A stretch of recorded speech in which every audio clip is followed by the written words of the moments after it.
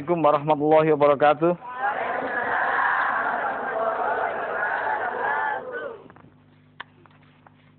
Selamat malam. Teristimewa para pemirsa, kita berjumpa lagi di acara Assalam. Ayo sinau agama Islam. Para pemirsa, ada 5 kelompok di sini yang ikut bersama-sama kami dalam rangka belajar bersama memahami Al-Quran. Salah satunya di petang yang berbahagia ini kami kedatangan kelompok MT Raudhatul Jannah. Yang mana? MT Raudhatul Jannah. Beratang, Binangun, Surabaya. Pimpinan Ibu Hajah Emawati. Ernawati, yang mana ibunya? Oh baik, selamat datang. Kemudian para pemirsa yang kedua, ada kelompok MT Al-Hikmah Kawi Sanyar, Kebumas Gresik, pimpinan Ibu Haji Sri Suyadi. Yang mana orangnya? Ibu. Nah, selamat datang Bu ya. Dan yang ketiga PKK RW 1 Tembok Dukuh Surabaya, pimpinan Hajah Sumarlin. Oh ya, yang mana ibunya? Oh ya, selamat datang. Terima kasih. Ya, yang keempat MT At-Thayyibah PKK RW 6 Manukan Kulon. Yang mana? Oh, Urin. Pimpinan, oh coklat. Ya. Pimpinan Ibu Siti Islamiyah. Subhanallah, namanya aja Islamiyah. Dan yang terakhir, yang mana yang terakhir? Oke. Warnanya apa ini Bu? Putih apa? Pink. Alhamdulillah. Ini jamaah pengajian masalah. Oh, Maslahah Jetis Kulon Surabaya, pimpinan Ibu Haji Sri Wahyuni. Yang mana Ibu? Baik, tepuk tangan untuk assalam semuanya. Ibu-ibu, para pemirsa yang semua insya Allah dirahmati Allah. Kemarin kita sudah membahas di jamaah yang berbeda, tapi alhamdulillah ibu juga ikut melihat di rumahnya masing-masing sehingga masih bisa mengikuti acara yang dilaksanakan oleh TVRI Surabaya. Kemarin tata cara bagaimana membaca Al-Quran yang diridhai Allah, cara mencari ridha Allah, sehingga kemarin ditemukan di Al-Quran bahwa Al-Qurannya harus diapain kemarin? Pertama diapain? Baca. Yang kedua? Dipelajari. Yang ketiga? Dipahami. Yang keempat? Dilaksanakan. Yang kelima? Disiarkan. Yang keenam? Dilestarikan. Nah, selama ini mohon maaf, kebanyakan anak-anak kita taunya rukun Islam, rukun iman, bangun masjid, haji dan umroh. Tapi tidak pernah tahu lebih ke dalam, terutama anak saya. Alhamdulillah sekarang sudah mulai baca Al-Quran. Tidak banyak tahu anak saya tentang dalamnya isi Al-Quran. Ternyata ada 6M di lain daripada soal haji itu sendiri. Yaitu di Al-Qurannya dibaca, pelajari, pahami, laksanakan, siarkan, lestarikan. 6M itu membaca, mempelajari, memahami, melaksanakan, mensiarkan, dan melestarikan. Nah ibu-ibu, untuk hari ini kita punya judul yang berbeda, yaitu tahapan. Tahapan bagaimana ibu-ibu nanti membaca Al-Quran, memahami Al-Quran yang benar-benar diridhai Allah. Nah kita lihat ayatnya dulu, surat 12 ayat 2. Nah mohon Mas Ayub dibaca Arabnya. Surat 12 ayat 2. A'udzu billahi minasyaitonir rajim. Bismillahirrahmanirrahim. Inna anzalnahu Qur'anan Arabiyyan la'allakum ta'qilun. Sesungguhnya kami menurunkannya berupa Al-Quran dengan berbahasa Arab agar kamu memahaminya. Jadi targetnya Allah membaca Al-Quran berbahasa Arab agar kamu memahami apa melakukan? Boleh nggak dilakukan? Boleh. Asal? Paham. Boleh nggak ditulis Arabnya di masjid-masjid? Boleh. Asal? Selama ini ibu kalau masuk masjid, paham nggak yang ditulis di kanan kiri masjid? Paham nggak? Ada yang paham, ada yang tidak. Jadi target yang diperintahkan Allah hanya dibaca saja apa termasuk dipahami? Nah, ibu-ibu, hari ini kita akan bahas tata cara memahami Al-Quran yang benar-benar diridhoi Allah. Nah, kira-kira ibu pada yang tahu nggak? Ada yang bisa bantu saya? Tata cara, tingkatan-tingkatan, apa yang harus didahulukan ketika kita belajar baca Al-Quran, kemudian kita dapat pemahaman langsung dari Allah. Nah, kita buka dulu suratnya. Surat 7 ayat 204. Dibaca Arabnya. A'udzu billahi minasyaitonir rajim. Bismillahirrahmanirrahim. Wa idza quri'al Qur'anu fastami'u lahu wa ansitu la'allakum turhamun. Ya. Dan apabila dibacakan Al-Quran, maka dengarkanlah baik-baik dan perhatikanlah dengan tenang agar kamu mendapat petunjuk dan rahmat. Apabila dibaca Al-Quran, dengarkanlah baik-baik, ngobrollah dengan baik. Jadi perintah Allah suruh dengerin, apa suruh ngobrol? Berarti kalau di studio sini, dan juga di rumah-rumah, di kantor-kantor, terutama di masjid-masjid, ada orang membaca Al-Quran, yang lain ngobrol, nyalain aturan Allah nggak? Nyalain. Jadi perintahnya suruh ngobrol apa suruh mendengar? Nah, kemudian pertanyaan kedua, selain mendengar, dan perhatikanlah dengan tenang. Di situ oleh Allah ditulis, perhatikanlah dengan tenang, atau lihatlah dengan tenang. Apa bedanya melihat dengan memperhatikan? Kok Allah perintahnya suruh memperhatikan, bukan melihat? Apa bedanya melihat dengan memperhatikan? Kalau memperhatikan dilihat dengan sama. Kalau melihat, nah gini contohnya. Pak Maskur, ya sore-sore nyiram kembang. Ada nenek-nenek lewat. Pak Maskur melihat. Besoknya, Pak Maskur nyiram kembang. Ada mahasiswi lewat. Cakep, putih, bahenol, pakai baju nggak cukup. Pak Maskur memperhatikan. Nah, jadi atau mengamati. Jadi apa bedanya melihat dan memperhatikan? Kalau melihat dengan mata saja.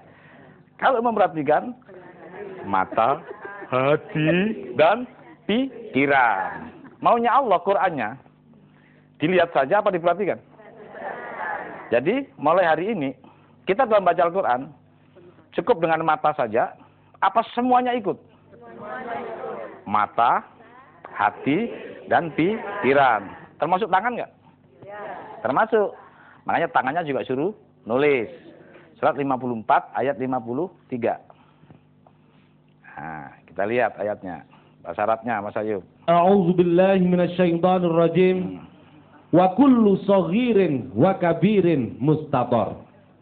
Dan segala urusan yang kecil maupun yang besar adalah tertulis. Dan urusan yang kecil maupun yang besar adalah harus ditulis nggak? Nah, yang nulis saja lupa. Apalagi? Waspadalah. Nah, yang nulis saja lupa. Apalagi yang tidak? Dari Sabang sampai Merauke saya berputar. Masih banyak. Anak-anak kita membaca Al-Quran tidak pernah membawa pena. Ibu-ibu pernah baca Al-Quran bawa pena? Waspadalah. Jadi selama ini kita membaca perintah Allah, apa perintah oknum? Kok nggak bawa pena? Kan perintah Allah suruh bawa pena selama ini. Ikut perintah Allah apa perintah oknum? Perintah Allah. Loh, kan tadi ditanya nggak ada yang bawa pena selama ini. Yang benar nih? Enggak, yang kemarin-kemarin. Jujur aja. Nah, jadi mulai sekarang kita betul-betul membaca Al-Quran, memahami Al-Quran versi Allah. Agar supaya kita dapat kepahaman dari Allah langsung. Yaitu pertama, dengarkan baik-baik. perhatikan dengan tenang dan tertulis.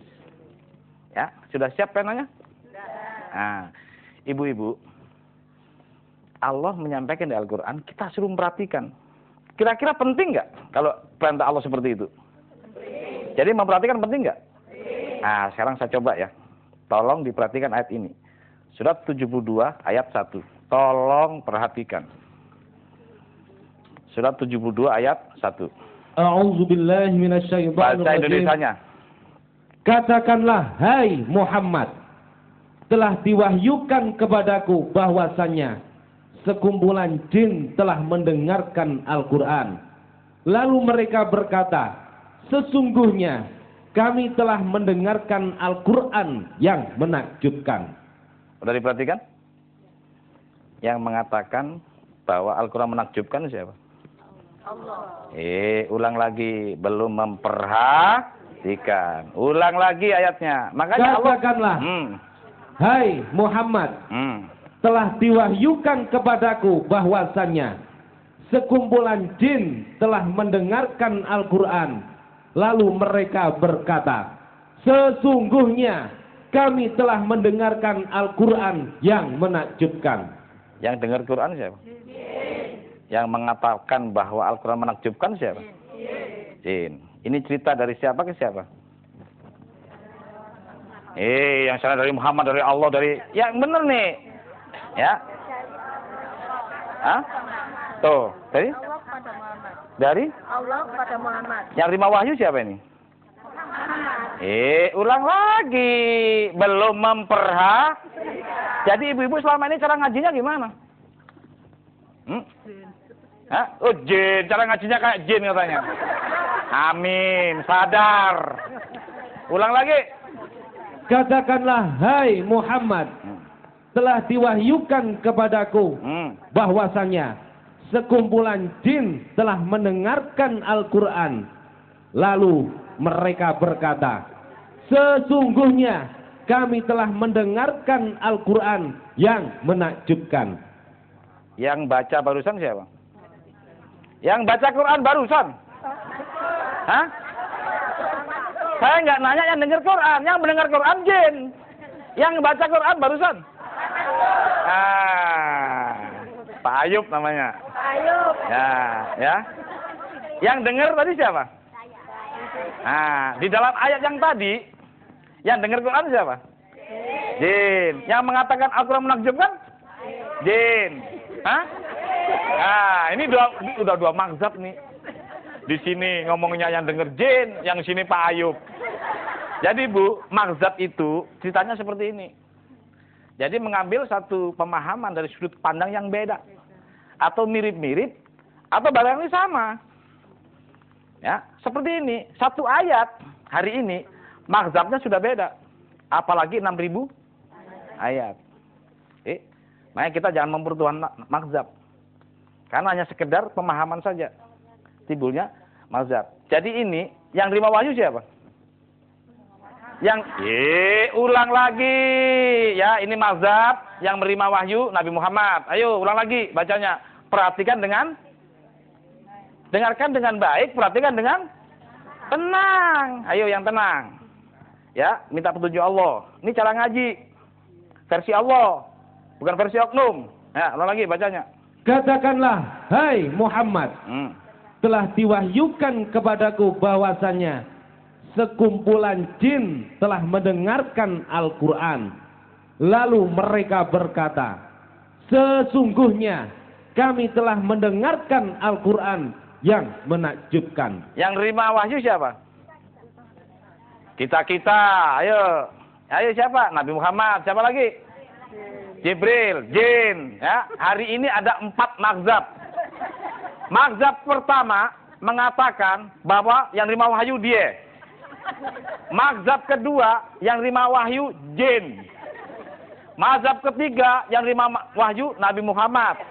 Mazhab keempat yang terima wahyu Jibril. Yang benar yang mana nih? Jibril. Ibu-ibu, di situ katakanlah, hai Muhammad, diwahyukan kepadaku. Jadi kunya siapa? Ku siapa? Malaikat yang terima wahyu siapa? 26, 192 dan 193. Jadi ibu supaya nggak ribut, baca ayat selanjutnya. Baca ayat yang lain, terhadap jawaban ayat ini. Kalau nggak mazhabnya terlalu banyak nanti. Baca nih. A'udzu billahi minasyaitonir rajim. Bismillahirrahmanirrahim. Dan sesungguhnya Al-Qur'an ini benar-benar diturunkan oleh Tuhan semesta alam. 93-nya? Dia dibawa turun oleh Ar-Ruh Al-Amin, Jibril. Jadi yang terima wahyu pertama siapa? Jibril, satu mazhab kan. Karena dijawab oleh ayat yang lain. Kalau pakai pikiran seperti itu tuh, banyak mazhab terus-terusan ini. Jadi yang terima wahyu pertama siapa? Jibril. Kemudian yang kedua siapa setelah dari Jibril? Nabi Muhammad. Ini pertanyaannya. Makhluk pertama yang terima wahyu siapa? Dua mazhab lagi. Makhluk pertama yang terima wahyu siapa? Jibril. Jibril. Manusia pertama terima wahyu? Adam. Nabi Adam. Manusia terakhir terima wahyu? Nah, baru itu. Makanya jawab dulu, mau najah dulu sama Allah. Ya. Nah, jadi ibu-ibu, tadi di ayat 721 yang terima wahyu siapa tadi? Jibril.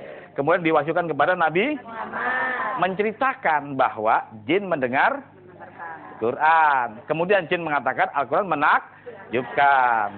Sudah paham? Tadi paham nggak? Tadi paham nggak? Belum. Sekarang paham nggak? Nah, barusan yang saya sampaikan sehingga timbul 4 mazhab tadi yang saya sampaikan dan yang ibu baca juga yang ibu dengar. Bahasa apa barusan? Bahasa apa barusan? Bahasa Indonesia ibu bingung, apalagi bahasa Arab.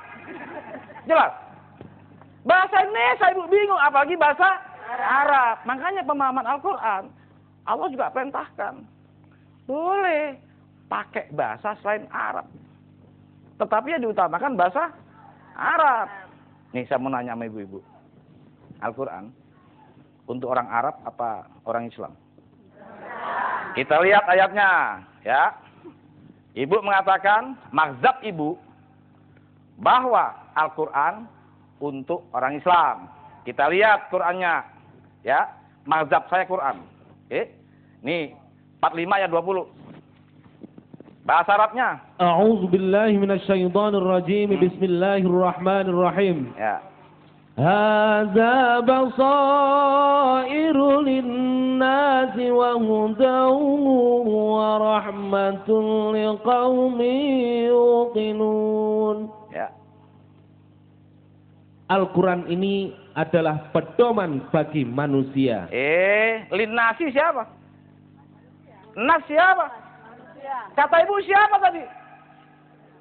Kata siapa selama ini ibu mengatakan Quran untuk orang Islam? Kata siapa? Kalau kata Allah, kata siapa? Kalau kata Allah, mengatakan apa Allah? Ulang lagi ayatnya. Al-Quran ini adalah pedoman bagi manusia. Bagi manusia, bagi orang Arab? Manusia. Bagi manusia, bagi orang Islam? Manusia. Yang bilang siapa ini? Al-Quran. Amin. Jadi selama ini ibu dikasih tahu siapa? Quran umat Islam. Hah? Jadi kalau Al-Quran untuk manusia, boleh nggak dibaca oleh umat yang lain? Boleh. Jadi boleh nggak dikatakan hari ini bahwa Al-Quran untuk seluruh umat? Boleh nggak? Kata siapa? Hah? Di mana ayatnya? Makanya jangan katanya pokoknya terus. Buka ayatnya. Ya, 68 ayat 52. Ini banyak anak-anak saya masih katanya pokoknya terus. Yuk, sekarang jangan katanya pokoknya, langsung sesungguhnya. Karena Allah berfirman. A'udzu billahi minasyaitonir rajim. Amin. Wa ma huwa illa dzikran lil alamin. Dan Al-Quran itu tidak lain hanyalah peringatan bagi seluruh umat. Seluruh umat apa cuma Islam saja? Jadi Al-Quran untuk manusia atau seluruh manusia. Kenapa berbahasa Arab?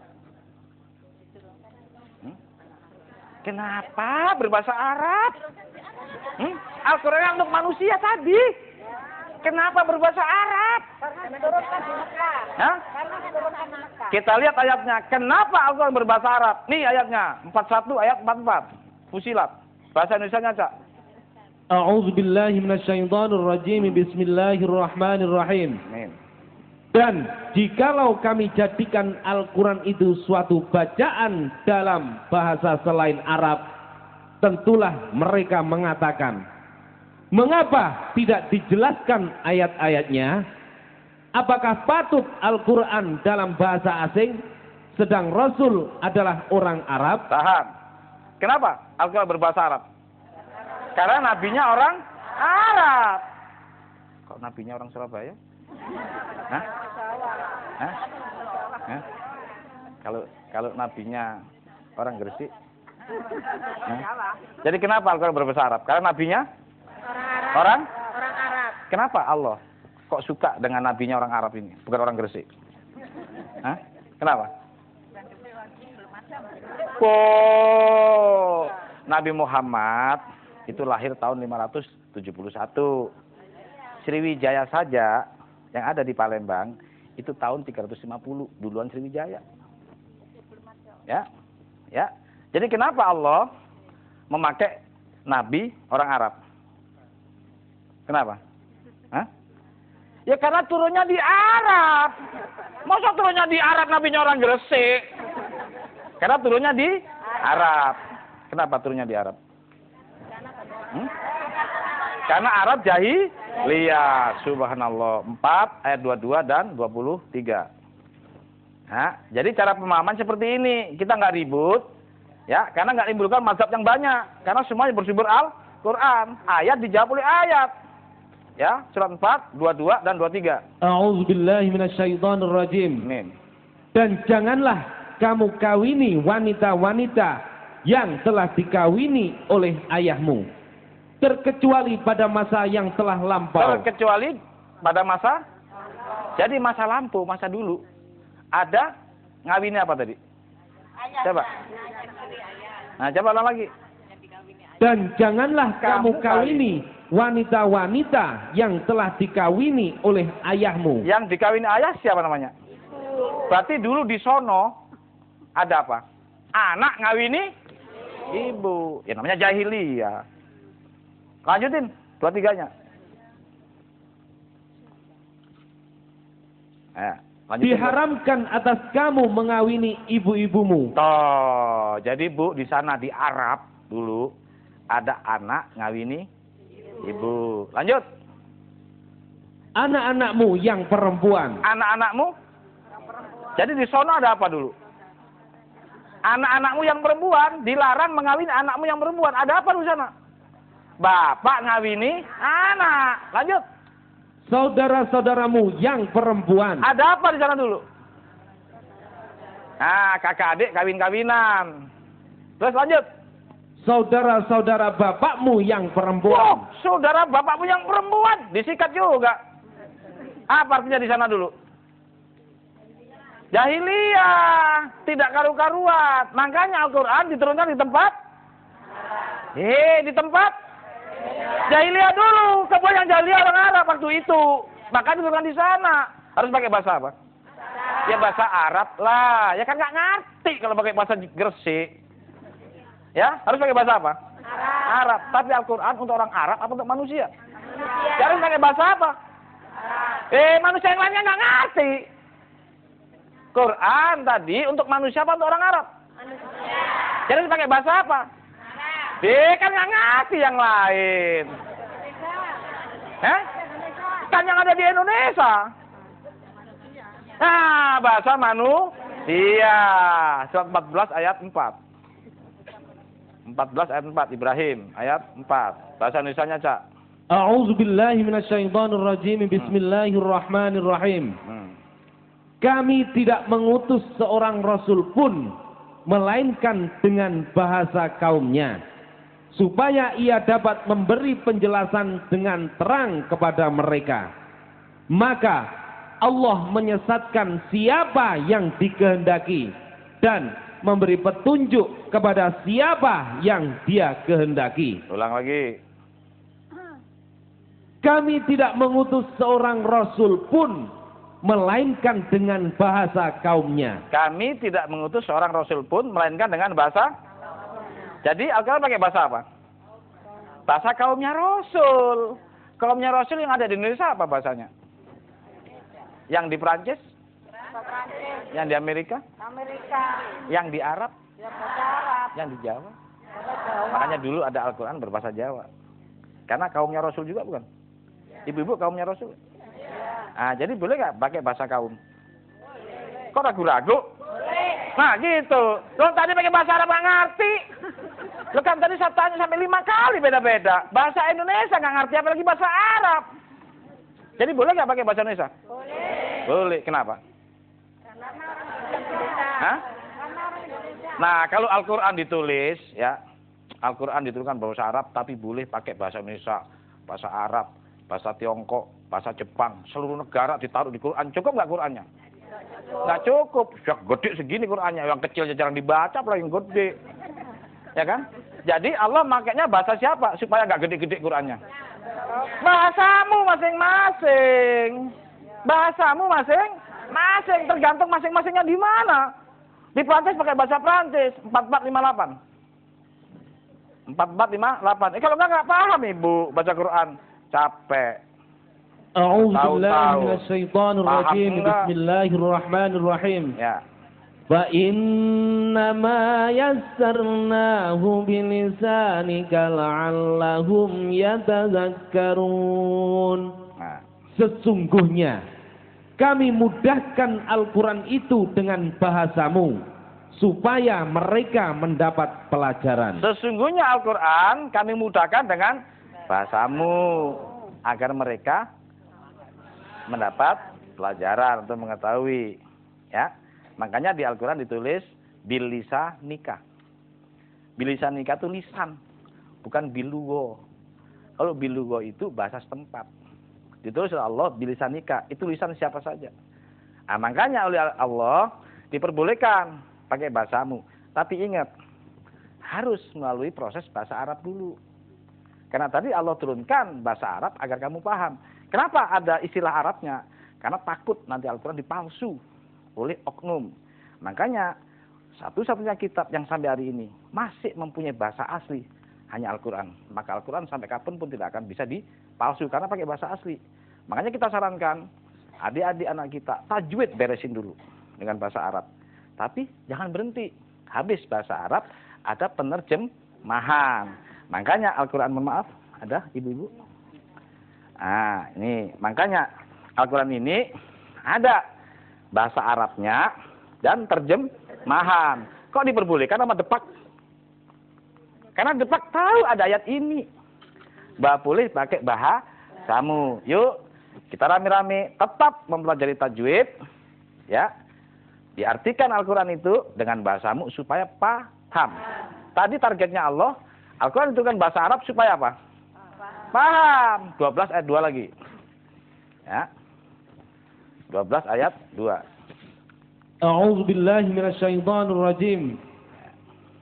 Sesungguhnya kami menurunkannya berupa Al-Quran dengan berbahasa Arab agar kamu memahaminya.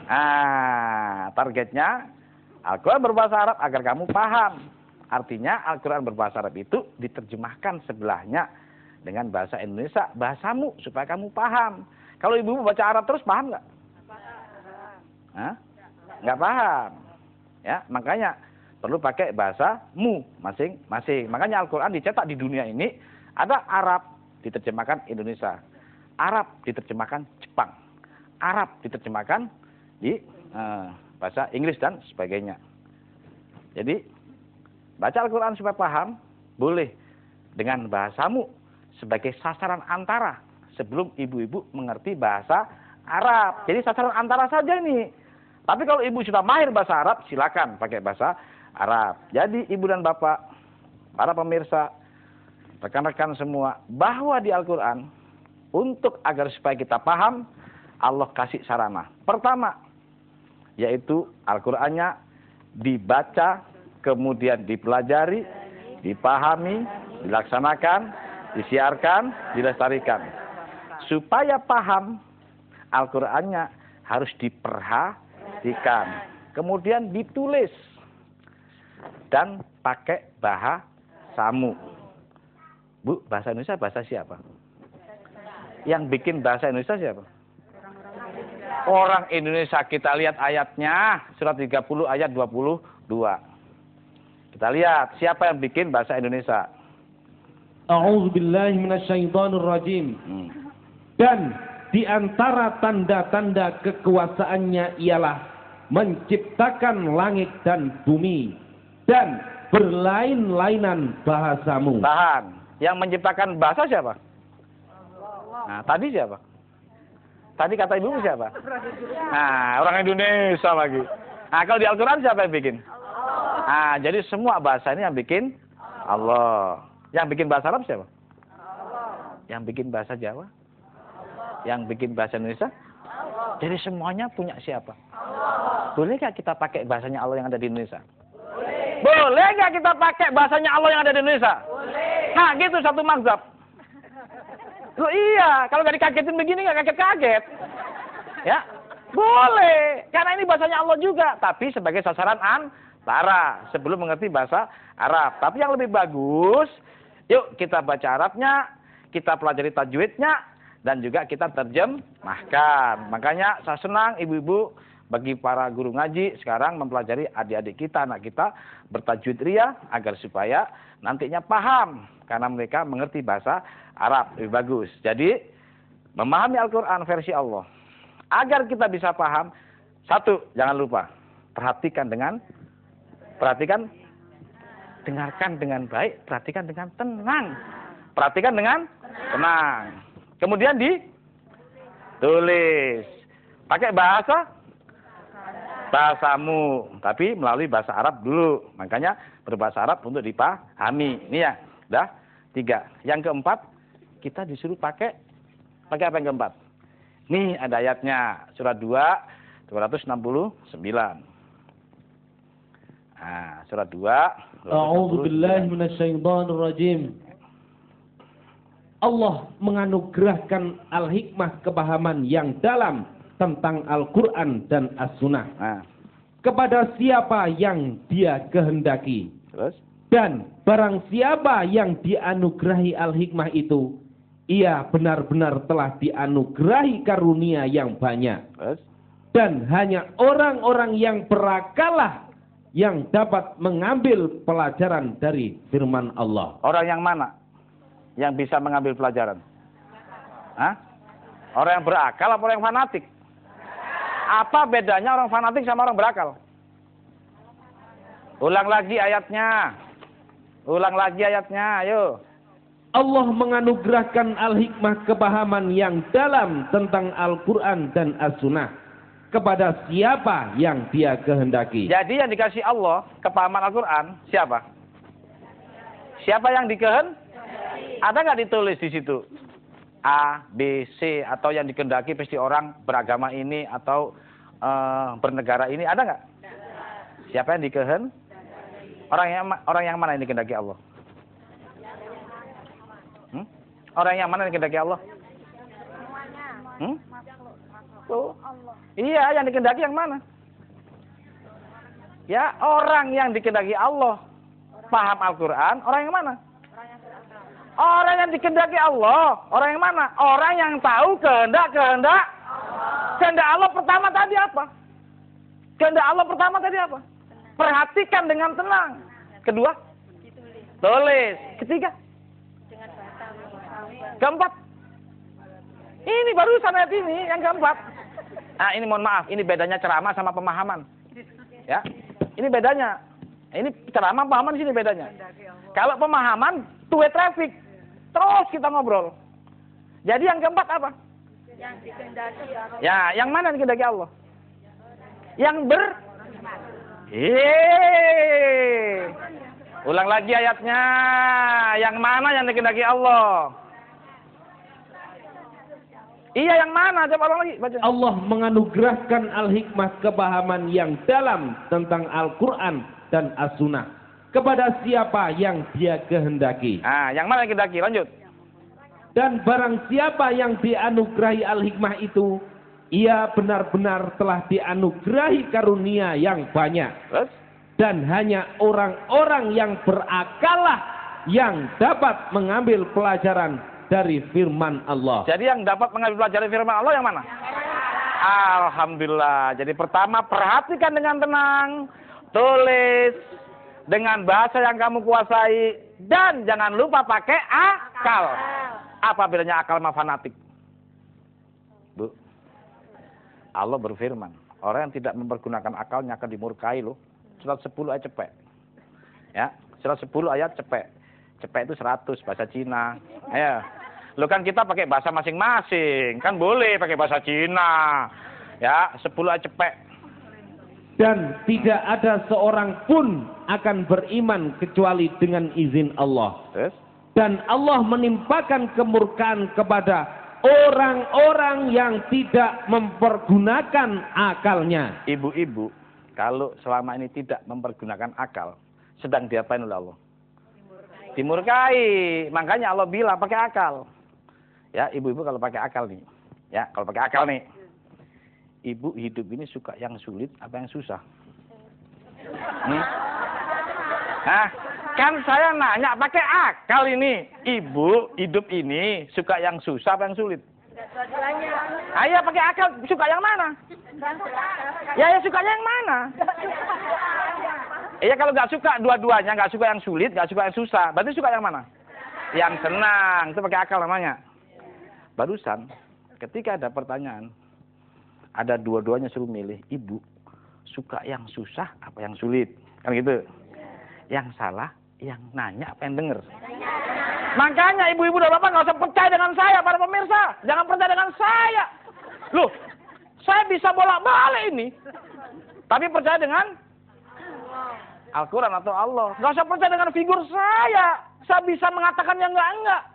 Bisa ngawur saya. Itu buktinya tadi. Pertanyaannya seperti itu. Bahaya nggak ini? Bahaya nggak Nur Hadi ini? Bahaya. Yang nggak bahaya mah itu. Al-Quran. Di figur ini bahaya, Bu. Jangan percaya dengan gue. Kita baru kenal.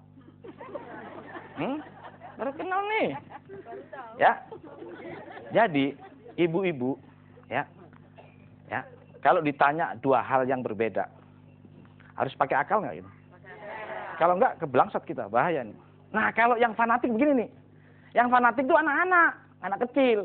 Ibu-ibu kalau nawarin anak 2 tahun, nak, suka balon yang warna apa? Biru apa merah? Jawabannya apa? Merah. Dengan orang yang sama, nak, kamu suka balon yang warna merah apa biru? Biru. Mau begitu lagi? Mau nggak begitu lagi, nggak pakai akal? Jadi kita mau fanatik apa akal nih? Yuk kita gunakan akal kita yang dirahmati Allah, ya, supaya kita, biur lagi katanya. Tuh, jadi kalau ingin paham Quran, hati-hati, kita harus pakai akal, tapi bukan mengakalin Quran, ya. Perhatikan dengan tenang, terus tulis, terus dipahami. Tadi habis, nah enggak, ya. Pertama, setelah dibaca dulu semuanya, cara memahaminya, ya, harus diperhatikan dengan tenang. Terus ditulis. Terus dengan bahasa kita. Dan pakai akal. Alhamdulillah. Ini mudah-mudahan, Bu, kalau seperti ini, Ibu dapat rahmat dari Allah. Karena ini maunya Allah. Supaya pakai akal. Tadi kalau orang nggak berakal, diapain oleh Allah? Dimurkai. Supaya ibu nggak dimurkai, akalnya harus diapain? Nah, cara menggunakan akal, akalnya harus diapain? Tadi kalau akalnya nggak digunakan, dimurkai. Berarti supaya nggak dimurkai, akalnya harus dipakai. Untuk pakai apa? Pakai akal. Upayanya harus diapain? Akalnya? Iya sudah tadi, udah digunakan. Supaya digunakan, akalnya harus diapain? Bu, Dek, 2 kali 2 berapa? 4. Jadi akalnya harus diapain? Supaya dipakai barusan. 6 tambah 6 berapa? Hah? 12. Jadi makanya, kan barusan akalnya jalan tuh. Nah, jadi akalnya supaya jalan, supaya nggak dimurkai Allah, harus diapain? Ya tadi udah digunakan, udah. Tapi dirangsang oleh apa? 6 kurang 2 berapa? Ya jadi harus diapain pikirannya, akalnya supaya berguna. Ditanya. Cuman ditanya aja. Jadi mohon maaf dari tadi, Ibu, dari kemarin, para jamaah, saya tanya terus. Supaya akalnya jalan. Kalau nggak ada pertanyaan, ya begitu akalnya mati dari dulu. Akhirnya dimurkai Allah. Jadi mohon maaf, hari ini kita bukan ceramah, tapi tanya jawab. Coba akalnya. Alhamdulillah. Supaya dapat ridho Allah setelah akalnya berjalan.